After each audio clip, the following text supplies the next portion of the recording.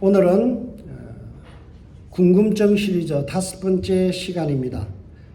하나님은 공의로우신데 왜 나에게 이런 큰 고통이 주어지는가?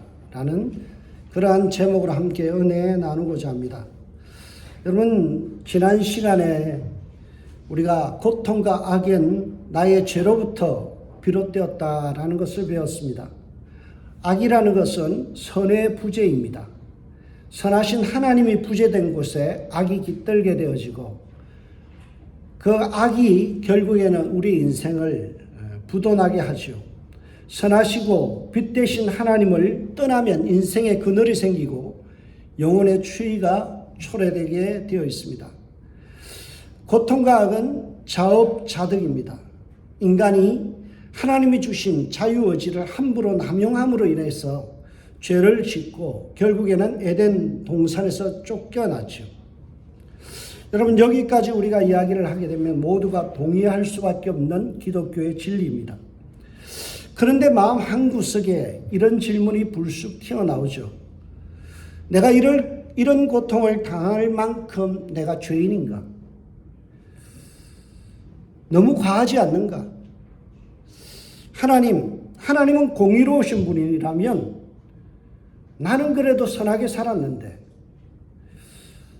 내가 이렇게 큰 고통과 어려움과 힘든 과정을 겪어야 할 만큼 내가 죄를 남들보다 많이 지었습니까? 이런 질문을 우리는 하게 됩니다.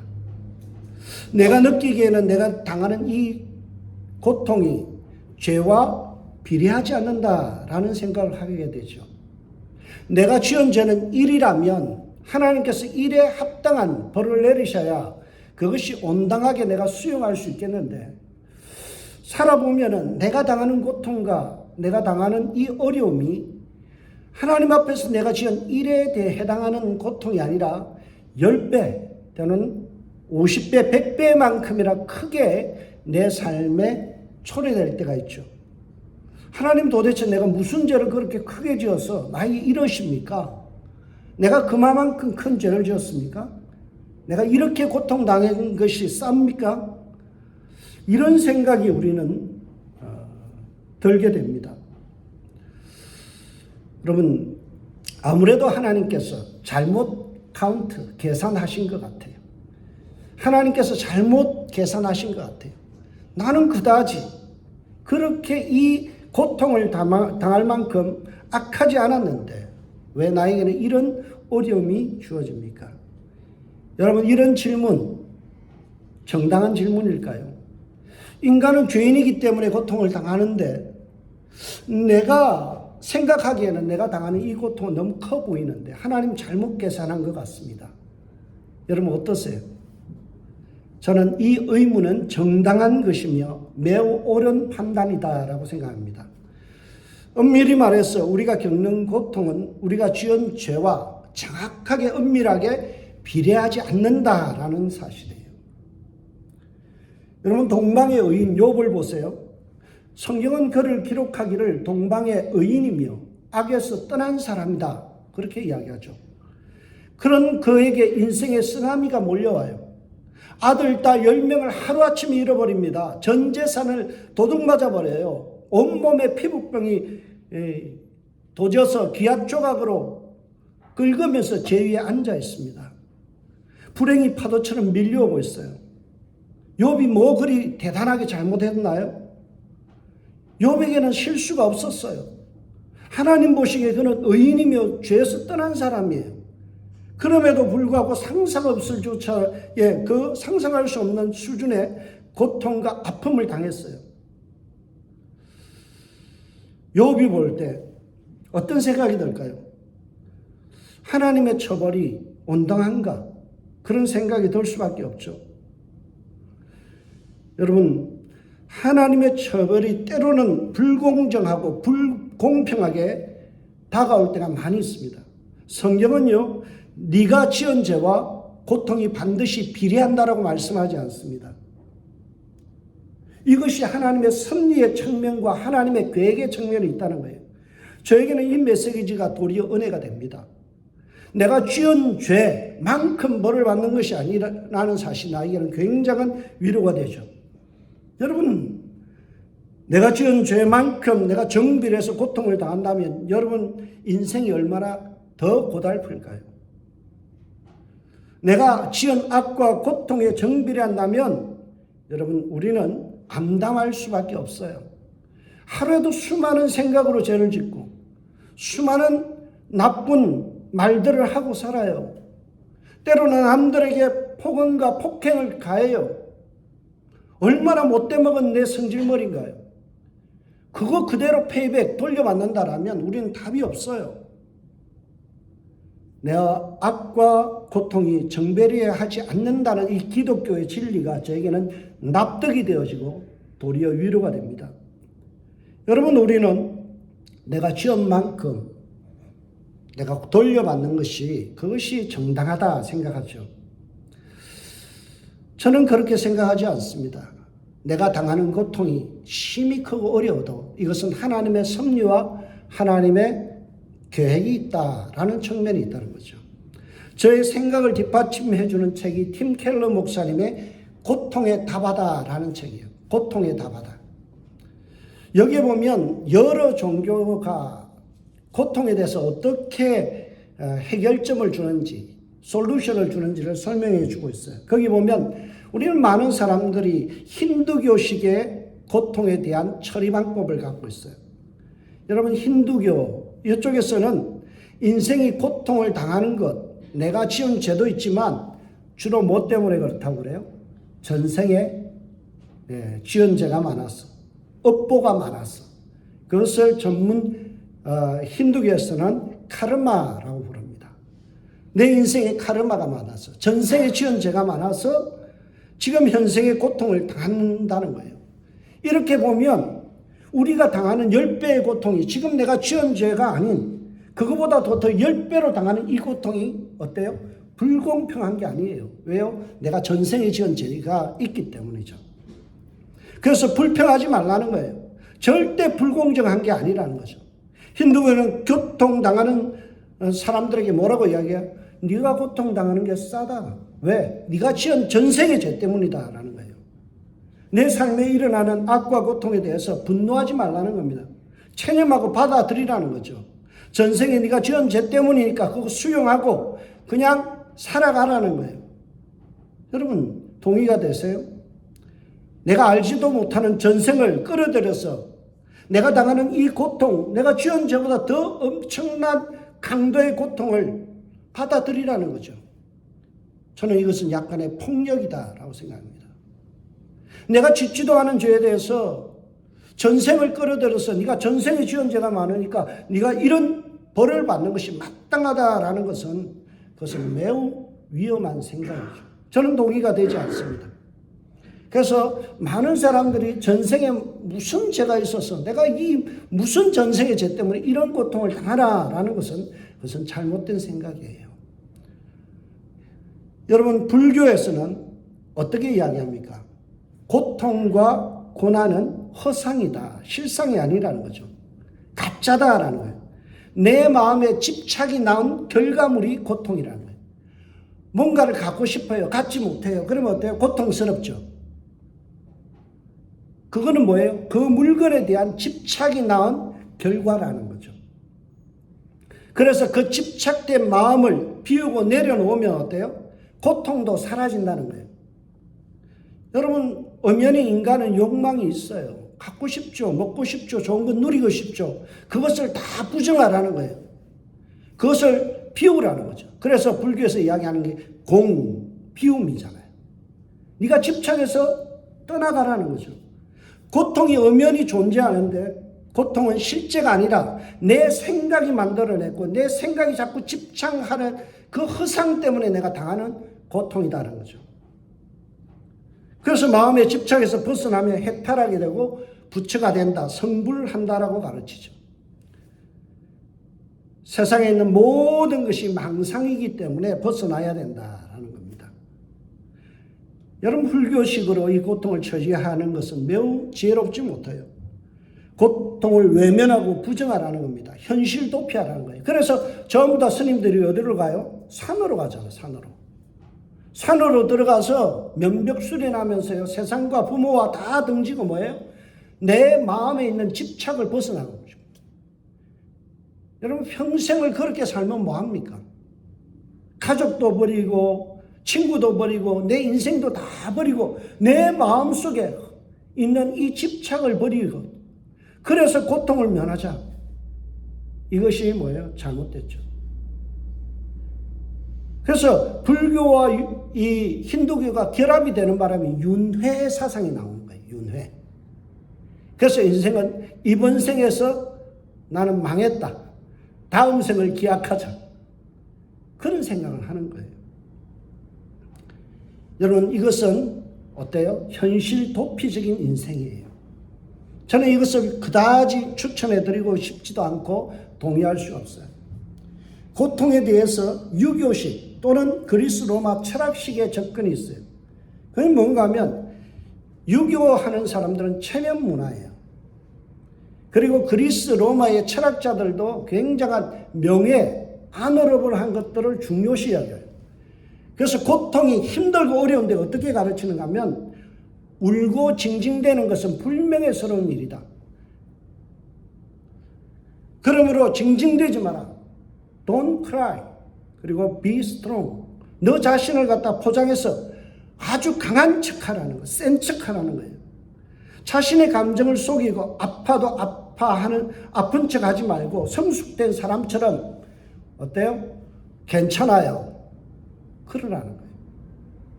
속은 문드러져 죽겠는데 남들 앞에서 어떻게 해요? 안 아픈 척 하죠. 우리 성도들 중에도 그런 분들 많아요. 속은 문드러지는데요, 교회 오면요, 자기 속에 문드러진 이야기를 안 해요. 왜 그럴까요? 오랫동안 유교에 이 침식이 되어 있다 보니까 이분들이 그냥 유교식으로 고통을 풀어내는 거예요. 아파도 아프지 않은 척, 눈물 나도 눈물 나지 않는 것처럼 가식을 떨고, 고통스러워도 가면을 쓰고 안 아픈 척 하는 것이 굉장한 성숙한 사람인 것처럼 그렇게 가르치고 강요하죠. 여러분, 유교나 철학에서 이야기하는 것은 매우 몰인정한 거예요. 인간의 아픔과 고통을 공감하지 않는 철학과 유교가 저는 인간미가 없다라고 생각합니다. 고통의 답하다라는 이 팀 켈러 목사님의 책에 보면, 그러나 기독교는 전혀 다르다 이야기합니다. 기독교에서는요, 정의롭지 않은 고난이 있을 수 있다라는 거예요. 내가 지은 죄보다 더 강도 높은 아픔이 초래될 수 있다라는 거예요. 욥기가 보여주는 게 뭔가요? 동방의 의인이고 죄에서 떠난 사람도 저런 아픔과 고통을 당할 수 있다라는 거죠. 이유 없는, 설명할 수 없는 고통, 그 고통을 당하는 거죠. 여러분, 저희 집에는 금기어가 있습니다. 제 위의 누님이 죽었고요, 가장 큰 누님이 죽었어요. 그래서 그 누님에 대해서는 어머니한테 묻지를 않아요. 왜요? 그것을 이야기하는 순간 어떻게 될까요? 그 고통이 어머니에게 엄청 크기 때문에 그렇죠. 여러분, 그 아픔이, 고통이 엄연히 존재하는데, 당신 권사니까 아픈 척 하지 마. 당신 목사니까 아픈 척 하지 마. 엄살 피지 마. Don't cry. 울지 마. 징징대지 마. 이것은 기독교적인 답이 아니라는 거죠. 기독교는요, 정의롭지 않는 고난이 있을 수 있어요. 목사에게도 아픔은 찾아옵니다. 고통이 찾아와요. 아무리 신실한 장로님에게도 아픔은 찾아옵니다. 주의 어머님은 무슨 죄를 지었다고 딸 둘을 먼저 세상에서 보내야 돼요? 죄 때문이 아니라는 거죠. 예수님은 십자가의 고난을 생각해 보세요. 여러분, 그분이 전생에 업보가 있어서 고통을 그렇게 당했나요? 죄가 있어서 당했나요? 아닙니다. 전혀 죄가 없으신 분도 고통을 당하죠. 시편 34편 19절에 보면 의인은 고난이 많다라고 말씀합니다. 의롭게 살수록 우리는 고난을 더 당해요. 내가 선하게 살면 하나님께서 복을 더 줘야 되는데 때로는 복이 아니라 고통을 10배나 강하게 할 때가 있죠. 성경은 불교와는 정반대로 우리의 고난은 실제적인 것입니다. 이렇게 가르쳐요. 불교에서는 허상이다, 머리가 만들어낸 이 허구다라고 이야기하지만 그렇지 않다. 고통은 우리의 삶의 한 부분이다 라고 가르쳐요. 명예와 수치의 인습에 찌들려서 아파도 아픈 척, 안 아픈 척, 고통스러워도 고통스럽지 않은 척 그렇게 강요하지 않아요. 성경은 뭐라고요? 슬퍼하는 자와 함께 울라, 우는 자와 더불어 울어주라 라고 이야기하죠. 고통에 대하여 나 많이 힘들어요, 이렇게 소리 질러도 괜찮다라고 성경은 말씀합니다. 지난주에 우리 홈페이지를 통해서 카톡 채팅이 한국에 있는 청년이 저에게 채팅을 걸어왔어요. 이야기가 뭔가 하면 목사님 너무 고통스러워요, 힘들어요. 하나님께 맡기라고 그러는데 어떻게 하면 될까요? 그래서 제가 그랬어요. 오늘 설교 내용 이야기했어요. 아프면 아프다고 하나님 앞에 아뢰라. 정말 네가 신실하신 하나님을 아버지로 믿는다면 아버지에게 나 힘들어요, 이 말을 할 수 있는 게 믿음이다. 고통스러우면 고통스럽습니다, 이것을 말할 수 있는 것이 신앙이다 라고 이야기를 했어요. 굉장한 위로를 받았어요. 여러분, 레이 스테이트먼이라는 분이 고통이 주는 교훈이라는 책을 지었습니다. 이 책에 보면 기독교는 고통에 대하여 금욕주의를 가르치지 않는다라고 말합니다. 고통스러운데 고통스럽지 않는 것처럼 체면치레하고 믿음 있는 것처럼 센 척하는 것, 그거 기독교 아니라는 거예요. 고통스러우면 아프다라고 말할 수 있는 것이 뭐예요? 그것이 온전한 신앙이고 바른 신앙이라는 거예요. 요셉을 보세요. 요셉이 믿음의 사람이잖아요. 형통한 사람이고 하나님과 동행하는 사람이에요. 근데 아버지가 죽었어요. 아버지 야곱이 죽으니까 며칠 동안 내국했어요? 7일 장례를 치러요. 7일 동안 엉엉 울어요. 그게 신앙이에요. 저는 요셉이 장례를 치르는 가운데서 창세기 50장 14절에 참 특이한 단어를 하나 포착했어요. 그게 뭔가 하면 호상꾼이라는 단어입니다. 야곱의 장례식에 누가 있는가 하면 호상꾼이라는 사람이 있어요. 여러분, 호상꾼이 뭘까요? 내가 울 기력이 없을 때 돈을 주고 나 대신에 울어주는 사람, 그 사람이 호상꾼이에요. 아프고 고통스러운데 내가 울 기력조차 없어요. 그럴 때 어떻게 해요? 돈을 주고라도 내 슬픔을 같이 나눌 수 있는 사람을 사서라도 함께 마음을 나누고 아픔을 나누고 고통을 나누는 것, 이게 성경적이라고요. 여러분, 센 척하지 마세요. 아프면 아프다라고 말하세요. 어떤 분들은 장례에 가서 어떤 목사님들 참 무식한 말을 해요. 천국에서 볼 거니까 슬퍼하지 마세요. 여러분, 이딴 소리를 저는 들으면서 참 동의가 안 돼요. 여러분, 부모가 돌아가시고 가족이 죽었는데 왜 눈물이 안 날까요? 천국에 가서 보는 것은 소망이고요. 현실의 감정, 아픔은 아픔이에요. 여러분, 목사도 펑펑 울어야 돼요. 저는 울 겁니다. 우리 어머님 돌아가시면 울 거예요. 내 형제가 죽으면 엉엉 울 겁니다. 왜요? 그게 믿음이니까. 하나님 앞에서 내 감정을 그대로 드러내는 것이 뭐예요? 인간미가 있는 것이고 그게 신앙이라는 거예요. 여러분, 고통을 표출하는 것이 믿음 없는 태도가 아닙니다. 매우 건강한 믿음이죠. 성경은 우는 자와 더불어 함께 울라라고 말씀하고요. 예수님도 3번씩이나 어떻게 해요? 울었다라고 말씀합니다. 예수님도 3번이나 자기의 감정을 드러내면서 복받쳐 우르는 울음을 참지 않았어요. 예수님의 울음은요, 엉엉 우는 폭발하는 울음이었어요. 이것이 건강한 신앙이죠. 시편에 보면요, 시편의 3분의 1이 애가 슬픈 비탄시예요. 그런데 놀랍게도 시편의 150편 중에 73편이 누가 썼느냐? 다윗이 썼어요. 그리고 아삽이라는 사람이 또 더불어 쓴 시편이 많죠.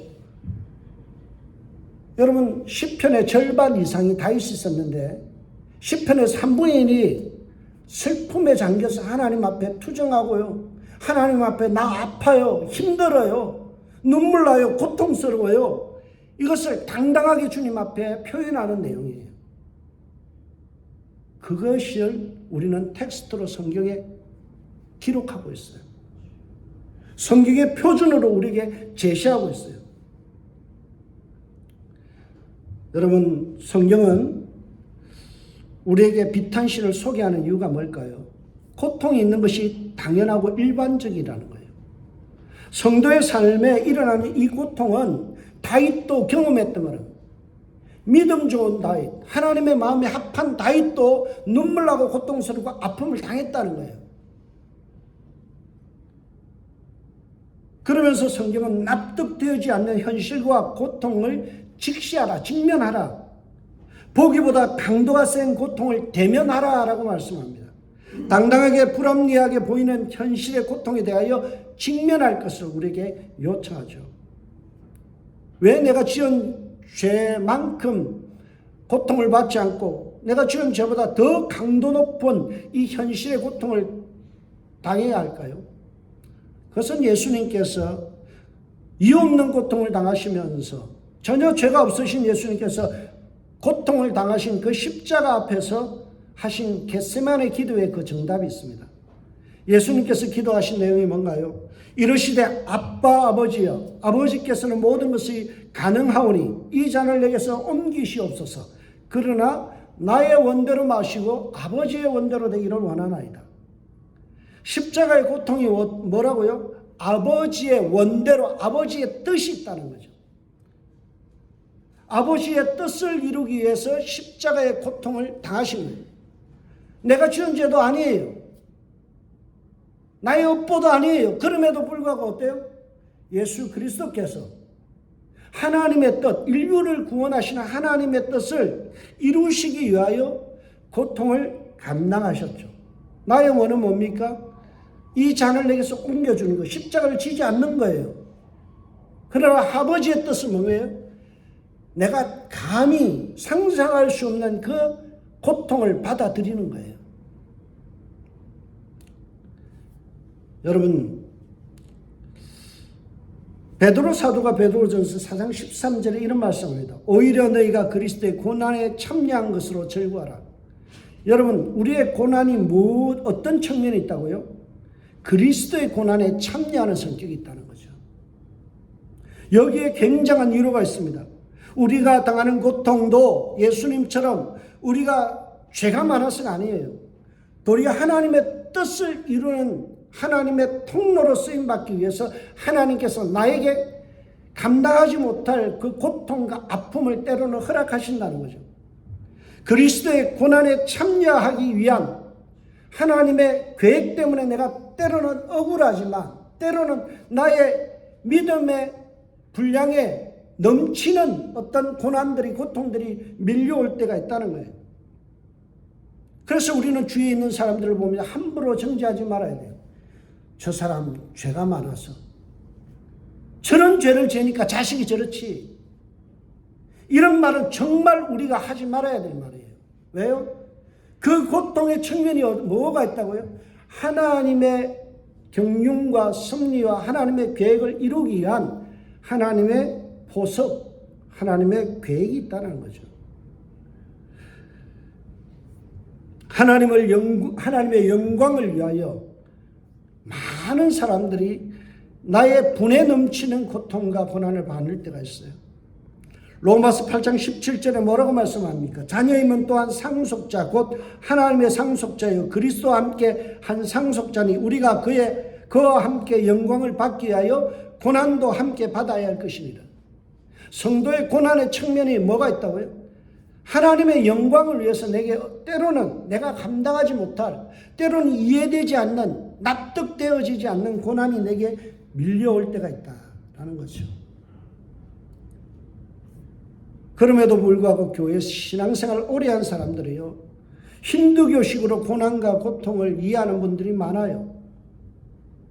업보 때문에, 무슨 죄 때문에 라는 거죠. 요한복음 9장에 등장하는 예수님의 제자들이 그런 사람들입니다. 요한복음 9장 1절에 보면 태어날 때부터 맹인된 자가 소개되어 있습니다. 그는 40이 될 때까지 시각장애인으로 앞을 못 보고 살아왔습니다. 여러분, 이 시각장애 입장에서 자신의 운명이 어떨까요? 너무나 불편하고요, 저주스러울 거예요. 왜 나는 출발선상에서부터 고통을 당해야 되는가? 태어나서도 아니고 나면서부터 소경됐어요. 뭐예요? 이거는 선택적 장애예요. 내가 뭐 잘못했다고 내가 태어나면서부터 출발선에서부터 이런 고통을 당해야 되는가? 나는 죄를 짓기도 전에부터 시각장애인이라는 이 고통을 왜 당해야 하는가? 너무나 불합리할 거예요. 너무나 고통스러운 삶의 하루하루입니다. 맹인의 입장에서는요, 자신의 고통이 너무나 불공평하며 하나님이 원망스러울 거예요. 그런데 이런 사람 보고 나면서부터 죄도 없이 태어난 아이가 장애로 태어났어요. 그 장애인 보고 너는 죄가 많았어 라는 말이 과연 합당한 말인가요? 쉬운 죄가 있어야죠. 짓지도 않은 죄 때문에 그 아이는 나면서부터 맹인됐고 10년 동안이나 맹인으로 살았어요. 얼마나 고통스러울까요? 그런데 제자들이 불공평한 이 고통을 당하는 시각장애인 보고 뭐라고 이야기합니까?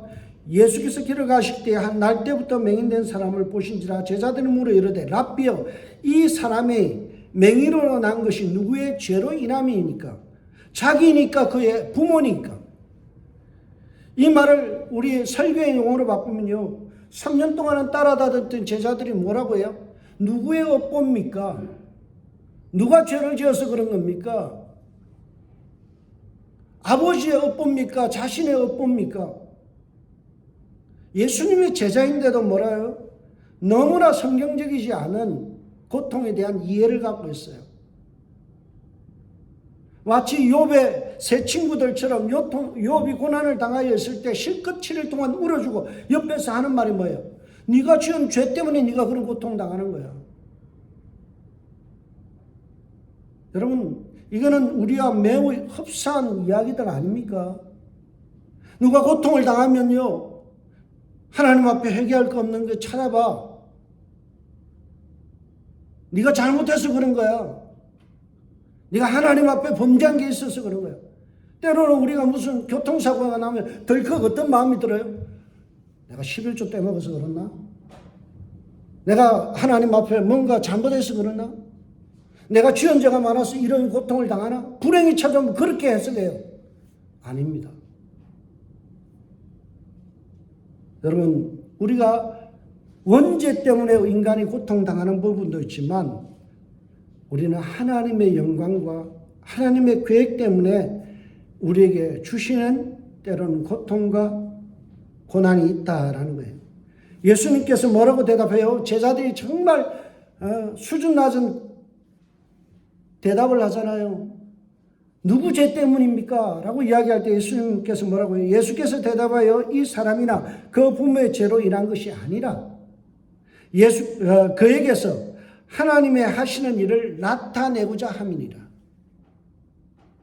여러분, 남들의 아픔 뭐라고요? 하나님의 하실 일을 드러내고자 하는 하나님의 섭리와 계획이 있는데 그거는 무시하고 우리는 자꾸만 뭐라고 그래요?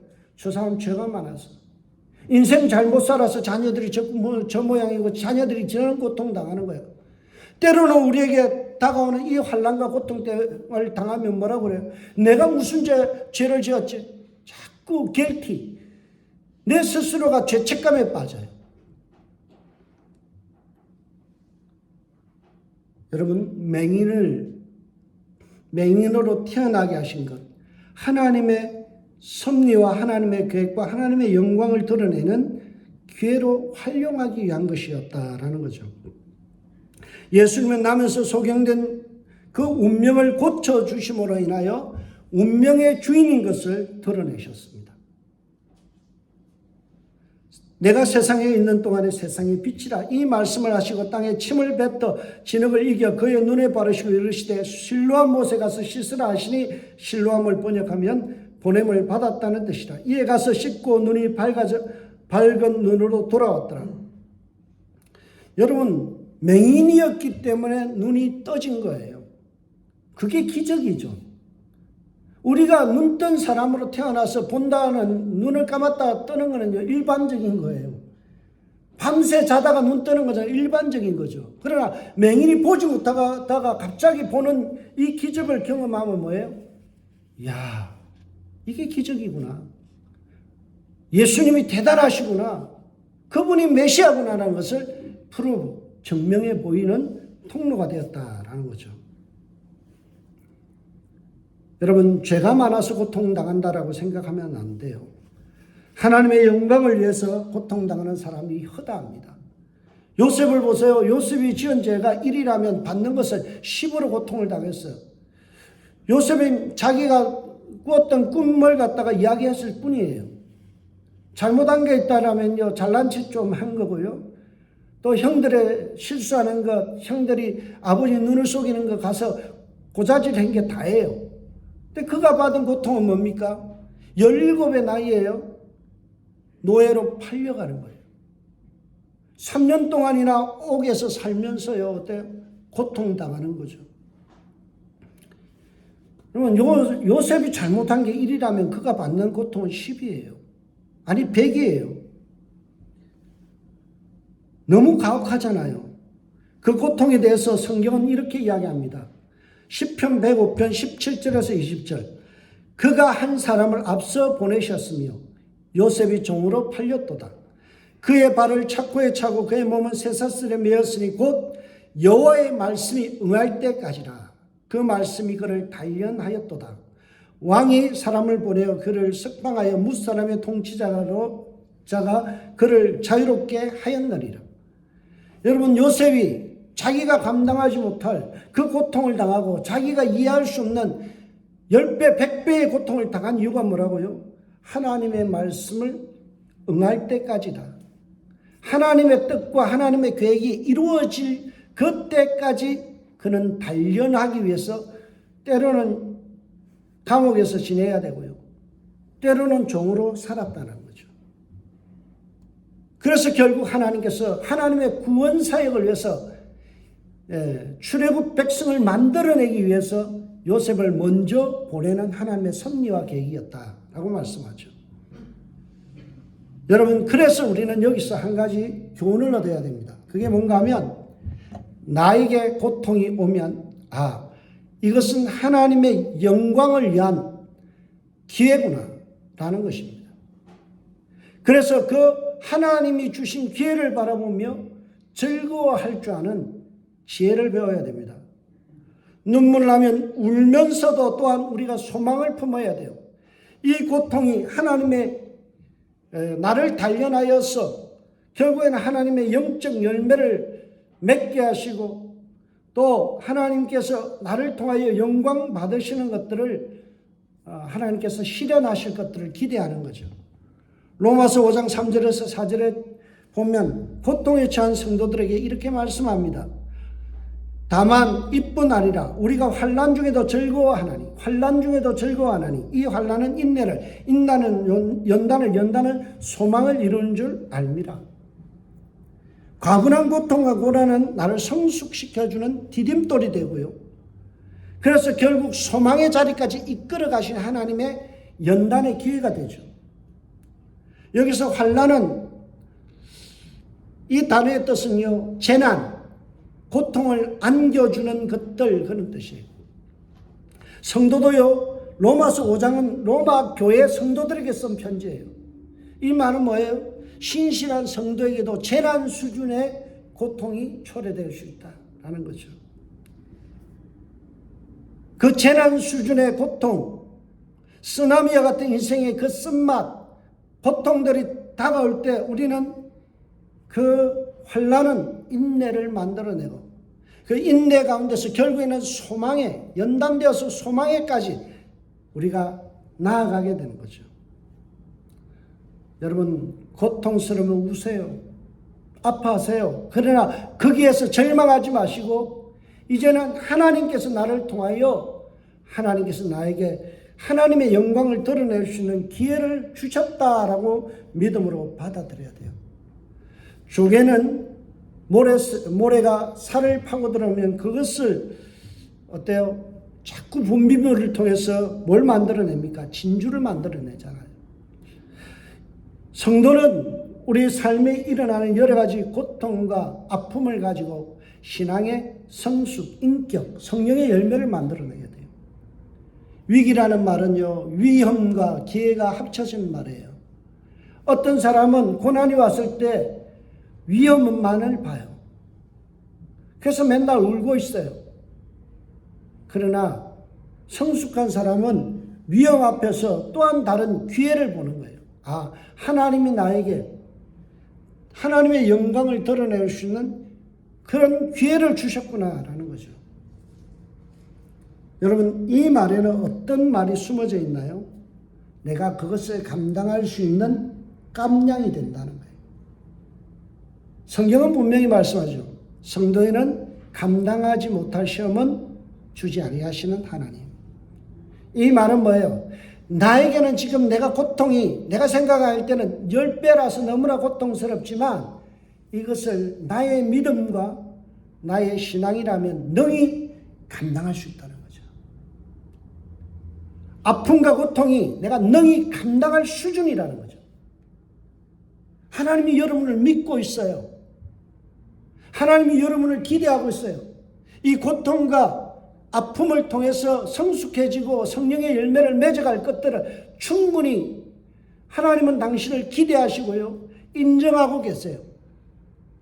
내가 너무 아프니까 어때요? 하나님, 나를 좀 그렇게 과대평가하지 마세요. 나 너무 아파요. 살살 좀 다루세요.